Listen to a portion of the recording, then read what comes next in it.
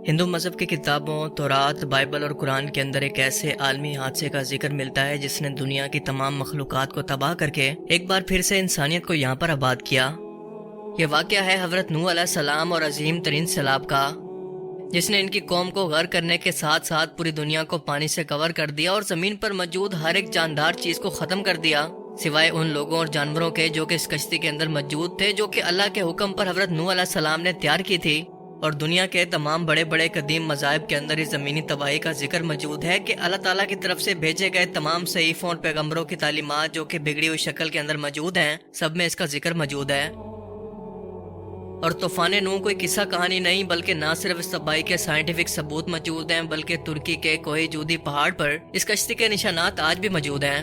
جو ہزاروں سال تک اس پہاڑ پر موجود برف کی وجہ سے محفوظ رہ گئی اور اللہ کے اس عذاب کے وعدے کو سچا ثابت کر دکھایا۔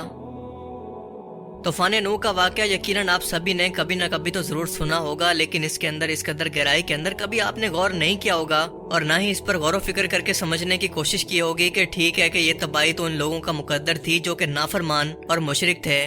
یہ اللہ کا قانون ہے کہ جو بھی نافرمان قوم اس کے پیغمبروں کا انکار کرتی ہے یا پھر شرک کرتی ہے تو اس پر اسی طرح کی تباہی آتی ہے، جو کہ نوح علیہ السلام کی قوموں کے بعد بھی آئی۔ لیکن کیا آپ یقین کریں گے کہ اگر میں آپ سے یہ کہوں کہ حضرت نوح علیہ السلام کی مخالف قوم کوئی عام لوگ نہیں تھے، بلکہ یہ آج کے دور کے الومناتی یعنی شیطان کی پوجا کرنے والے لوگ تھے، جو کہ لگاتار خدا کی تخلیق کو بدل رہے تھے۔ انہی لوگوں نے جانوروں، پودوں، انسانوں سب کو اپنی مرضی سے بدلنا شروع کر دیا تھا، اور یہ اتنے ایڈوانس تھے کہ آج کے ٹائم کے اندر بھی انسان خلا کے بارے میں اتنا نہیں جانتا جتنا یہ لوگ جانتے تھے۔ یہ لوگ اس وقت اپنی ٹیکنالوجی کی مدد سے خلا کے اندر سفر کیا کرتے۔ یہی وہ لوگ تھے جنہوں نے اہرام مصر جیسے بڑے بڑے اسٹرکچر تیار کیے جو کہ طوفان نوح کے بعد بھی بچ گئے، مگر ان سب لوگوں کا نام و نشان تک مٹ گیا۔ یہ الومناتی یہ کام اس دور کے اندر بھی کر رہے تھے اور آج کے ٹائم کے اندر بھی بالکل ایسے ہی کر رہے ہیں۔ آج بھی یہ لوگ پودوں، جانوروں اور خود انسانوں کے ساتھ چھیڑ چھاڑ کر کے ان کی تخلیق کو بدلنے کے اندر لگے ہوئے ہیں، ہر طرح سے خدا کی تخلیق کو چیلنج کر رہے ہیں۔ نوح علیہ السلام کے دور کے الومناتی اس قدر ایڈوانس تھے اور انہیں اپنی ٹیکنالوجی پر اور خود پر اس قدر بھروسہ تھا کہ یہ حد سے زیادہ بڑھنے لگے، تب جا کر اللہ نے ان پر عذاب لانے کا فیصلہ کیا۔ انسانی جسم کے اندر بدلاؤ کرنے کے بعد یہ لوگ اس وقت ایسے دکھتے تھے جو کہ آج کے ٹائم کے اندر بھی ہمیں ہزاروں سال پہلے کی اینشنٹ سیولائزیشن کے نشانات، مثلاً اہرام مصر کی دیواروں پر بھی کندہ کیے ہوئے نشان ملتے ہیں، جس کے اندر ہم دیکھ سکتے ہیں کہ ایک شخص موجود ہے جس کا چہرہ تو کسی جانور کی طرح ہے، یعنی ان کا اوپر کا دھڑ تو کسی پرندے یا پھر لومڑی کی طرح تھا، جبکہ نیچے کا جسم تھا انسانوں کی طرح۔ یہ سب بدلاؤ ان لوگوں نے خود اللہ کی تخلیق کو بدل کر اور اس کا مذاق بنا کر ایجاد کر لیے تھے، اور انہی لوگوں نے اہرام مصر کو بھی اپنے لیے بنایا تھا۔ نوح علیہ السلام نے ان کو بہت سمجھانے کی کوشش کی، ان کی تبلیغ کے لیے کئی سو سال گزار دیے، پر یہ لوگ باز نہیں آئے۔ اسی ٹیکنالوجی کی وجہ سے ان لوگوں کی عمریں بھی کافی لمبی تھی۔ جب یہ قوم اپنی حرکتوں سے باز نہ آئی تو اللہ نے حضرت نوح علیہ السلام کو ایک بڑی کشتی بنانے کا حکم دیا، اور ان کے لیے عذاب کا وقت طے ہو گیا تاکہ یہ سب کے سب لوگ ڈوب کر اس کے اندر ہلاک ہو جائیں۔ اللہ نے نوح علیہ السلام سے فرمایا تھا کہ 3 حصوں کے اندر ایک بڑی کشتی کو تیار کرو جو کہ 300 گز لمبی، 50 گز چوڑی اور 30 گز اونچی ہوگی، اور اس پر اپنے ماننے والوں کے علاوہ اپنے خاندان اور ہر ایک جانور کا جوڑا بھی سوار کرو جو اس وقت تک اس جینیٹک انجینئرنگ کا شکار نہیں ہوئے تھے۔ یعنی اس کشتی پر اللہ کے حکم کے مطابق ایسے جانوروں کو سوار کیا گیا تھا جو کہ اس وقت کے انسانوں کی طرح جینیٹک انجینئرنگ کا شکار ہوئے بغیر اپنی خود کی اصلی نیچر پر موجود تھے۔ اس طرح کے ایک ایک جانور کے جوڑے کو تلاش کرنا یقیناً بالکل امپاسبل کام تھا، لہٰذا اللہ کے حکم سے یہ تمام جانور اس کشتی کے پاس ایک ایک کر کے اکٹھا ہونے لگے اور اس میں خود سے سوار ہو گئے۔ نوح علیہ السلام کے خلاف جانے والی یہ قوم اس قدر ایڈوانس تھی اور اس کے پاس اتنا علم تھا کہ یہ لوگ پورٹل کے ذریعے آسمان کے اندر ایک جگہ سے دوسری جگہ سفر کیا کرتے، اور زمین پر واپس آ کر یہ لوگ عام انسانوں کو اپنے حکم کے مطابق غلاموں کی طرح اپنے اشاروں پر چلنے کا حکم دیتے، ان کے خدا بن کر۔ اور بالکل یہی وجہ ہے کہ قدیم مصری لوگ اس طرح کے جینیٹیکلی موڈیفائڈ انسانوں کو اپنا خدا بنا کر پہلے بھی پوجتے تھے، اور آج بھی دنیا بھر سے ان کی تصویریں بالکل ایک جیسی دنیا کے مختلف کونوں سے مل رہی ہیں۔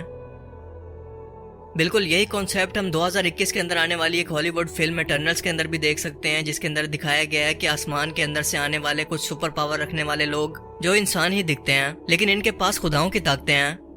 یہ لوگ دوسری دنیا سے ہمارے پلینٹ زمین پر آتے ہیں اور یہاں کے لوگوں کے درمیان گل مل جاتے ہیں، اور ایک وقت ایسا آتا ہے کہ یہاں بسنے والے لوگوں کو اور یہاں پر بسنے والی ہر ایک چیز کو وہ اپنی مرضی سے بدلنا شروع کر دیتے ہیں۔ سیم وہی چیز جو کہ آج کے ٹائم کے اندر بھی الومناتی کر رہے ہیں۔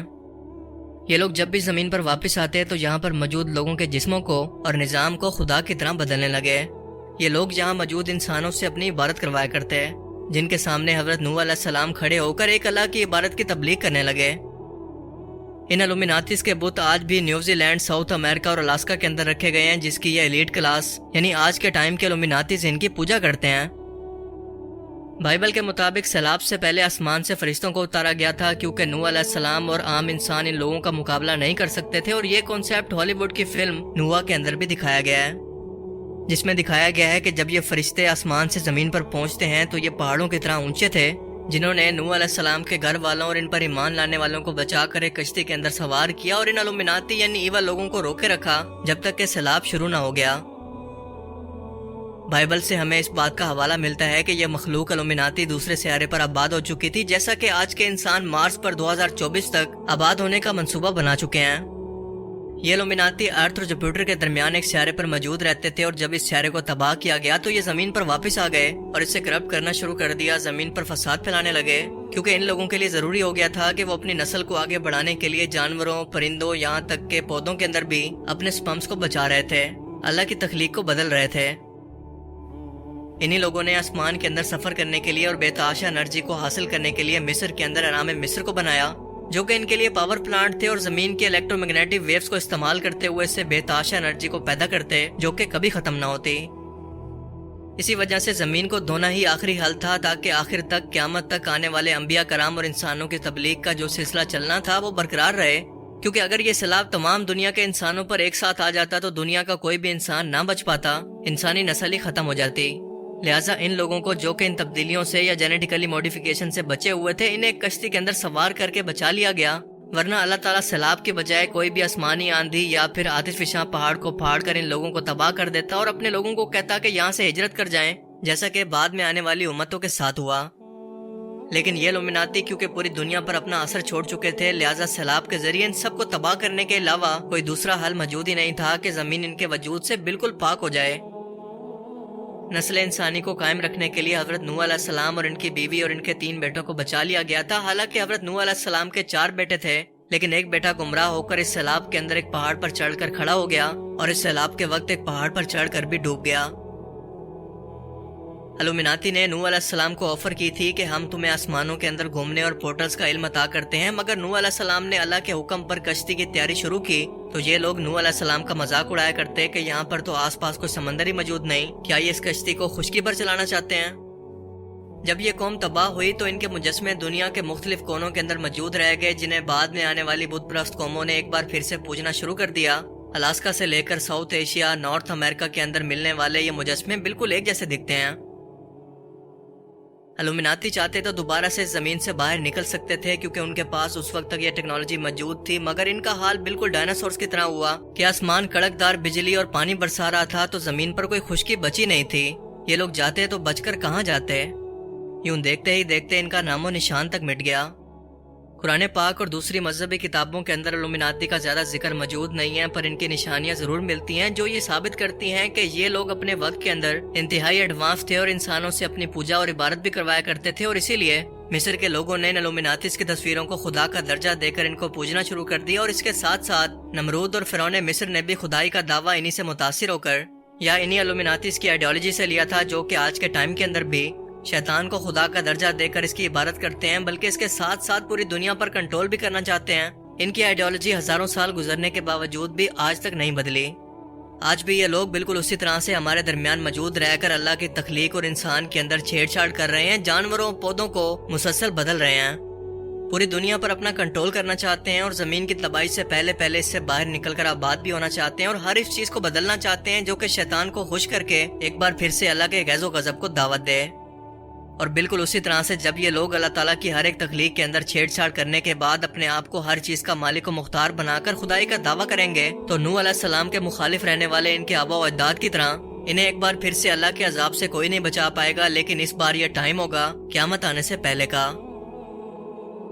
باقی آپ اس بارے میں کیا سوچتے ہیں؟ اپنی قیمتی رائے کا اظہار کمنٹ سیکشن میں ضرور کریں۔ Thanks for watching this video. Allah حافظ۔